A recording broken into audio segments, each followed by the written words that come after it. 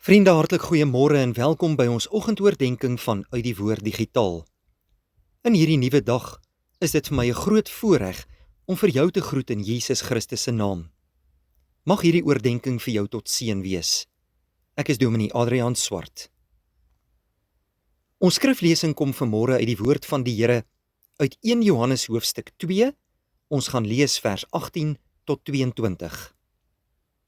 Johannes skryf: Kinders, dit is die laaste uur. Julle het gehoor dat daar 'n anti-kris kom. En daar is nou reeds baie anti-kriste. Daaruit weet ons dat dit die laaste uur is. Hulle het wel uit ons geleedere voortgekom, maar niemand van hulle was ooit werklik een van ons nie. Want as hulle werklik van ons was, sou hulle by ons gebly het. Dit moes duidelik word dat geen een van hulle werklik een van ons is nie. Julle is egter deur die Heilige Gees gesalf, en julle ken almal die waarheid. Ek skryf nie vir julle omdat julle nie die waarheid sou ken nie, maar juis omdat julle dit ken en weet dat daar geen leuen uit die waarheid voortkom nie. Wie is die leienaar anders as hy wat nie wil erken dat Jesus werklik die Christus is nie? Hy is die anti-kris, hy wat nie die Vader en die Seun wil erken nie. Johannes skrywe aan gelowige kinders van die Here, om hulle toe te rus en te waarsku vir die tye waarin hulle is. Dit was baie moeilike omstandighede met baie leuns en valse mense wat oral dwaalleer verkondig het.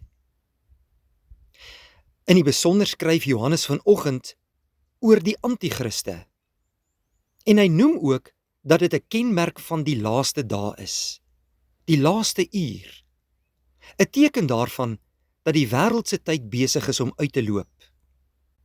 Johannes wil dit duidelik beklemtoon dat in daardie laaste dae baie mense vals sal lewe. Hulle is deel van die leuen en nie die waarheid nie. Ja, hulle sal selfs maak asof hulle Christene is en kinders van God, maar later sal dit duidelik word dat hulle dit nie is nie. Want iemand wat God liefhet en Jesus Christus sy verlosser gemaak het, sal in die waarheid bly en in die waarheid van God elke dag lewe. Iemand wat nie God ken nie, iemand wat Jesus Christus nie bely as verlosser nie, is niks anders as 'n anti-kris nie, skryf Johannes. En daarom moet ek en jy seker maak dat ons altyd by die waarheid en by Jesus Christus bly. Enige iemand wat teen God en sy Seun praat, is iemand wat deel is van die leuen. Dit is mense wat deel is van die werksaamhede van die Satan en niks anders as anti-kriste nie.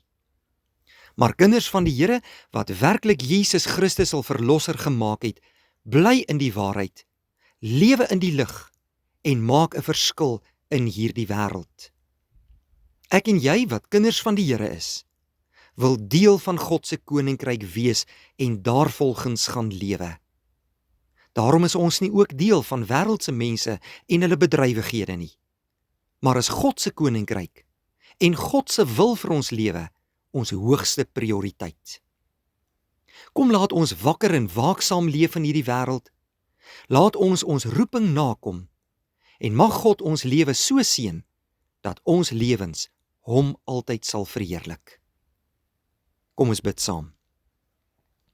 Vader, baie dankie dat ons vanmôre in hierdie nuwe dag voor U in aanbidding kan buig.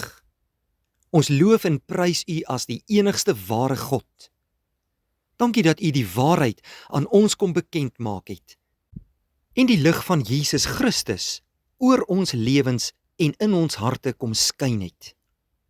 Dankie dat ons deel van U kerk op aarde kan wees, gelowiges met 'n besondere roeping. Help ons, Here, om altyd in U waarheid te lewe en om gehoorsaam te gaan doen wat U van ons vra. Baie dankie ook vir hierdie mooi dag. Seën dit vir ons en dankie, Here, dat U saam met ons op ons lewenspad is. In Jesus naam bid ons dit. Amen. Dankie vriende, 'n mooi dag vir u.